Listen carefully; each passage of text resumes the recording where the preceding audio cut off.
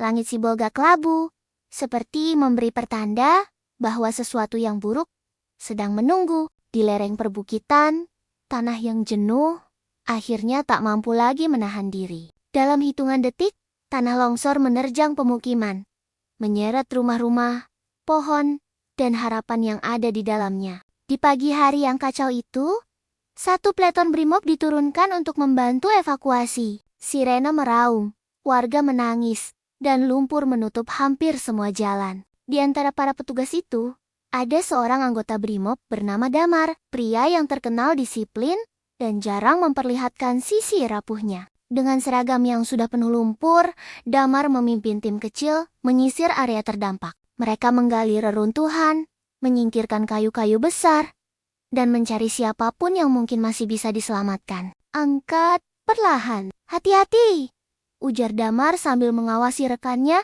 mengangkat serpihan kayu besar. Tak lama kemudian, salah satu anggota memanggilnya. Komandan, ada tubuh di sini. Damar mendekat. Di bawah tumpukan lumpur dan pecahan atap, terlihat kain samar berwarna coklat. Mereka segera bekerja menyingkirkan lumpur, membuka jalan untuk mengangkat jenazah. Perlahan tubuh seorang perempuan lansia berhasil ditarik keluar. Wajahnya pucat, rambutnya penuh lumpur. Namun, ada sesuatu dari sosok itu yang membuat langkah Damar terhenti. Ia menunduk, menatap lebih dekat. Tangannya yang kokoh mendadak bergetar. Komandan, ada masalah? Tanya rekannya.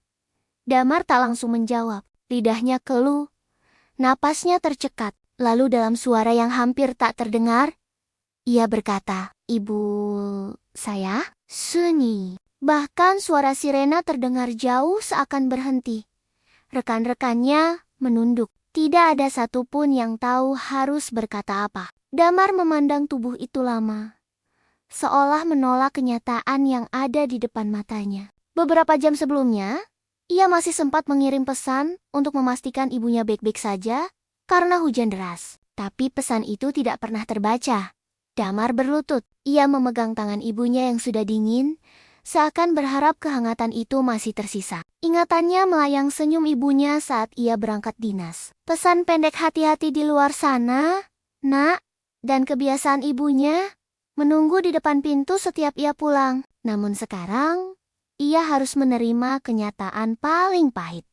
Ia menemukan ibunya bukan sebagai keluarga, tapi sebagai korban bencana. Setelah beberapa saat, dengan mata memerah, Damar berdiri kembali. Ia menarik napas panjang, berusaha menguatkan diri. Lakukan sesuai prosedur, katanya pelan. Kita angkat beliau dengan hormat. Rekan-rekannya membantu memasukkan tubuh sang ibu ke dalam kantong jenazah. Tak ada dialog panjang, tak ada suara kerasannya.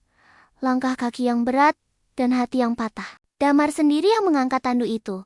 Bersama 3 anggota lain, mereka berjalan perlahan menuju ambulans, memberikan penghormatan terakhir kepada sosok yang selama hidupnya selalu mendoakan keselamatannya. Saat pintu ambulans menutup, hujan kembali turun. Damar berdiri diam, membiarkan air hujan bercampur dengan air matanya. Dalam hatinya, ia berbisik, "Ma, tugas Damar belum selesai. Maaf Damar, terlambat." Meski hatinya hancur, ia tetap kembali ke garis tugas. Karena ia tahu, ada banyak keluarga lain yang juga menunggu kabar. Menunggu seseorang ditemukan entah dalam keadaan hidup atau dalam keheningan terakhir. Hari itu, seluruh anggota Brimob bekerja bukan hanya dengan tenaga, tetapi dengan hati. Mereka tahu, pengabdian bukan sekadar keberanian menghadapi bahaya, tetapi juga ketulusan, meski harus menahan luka paling dalam. Damar belajar satu hal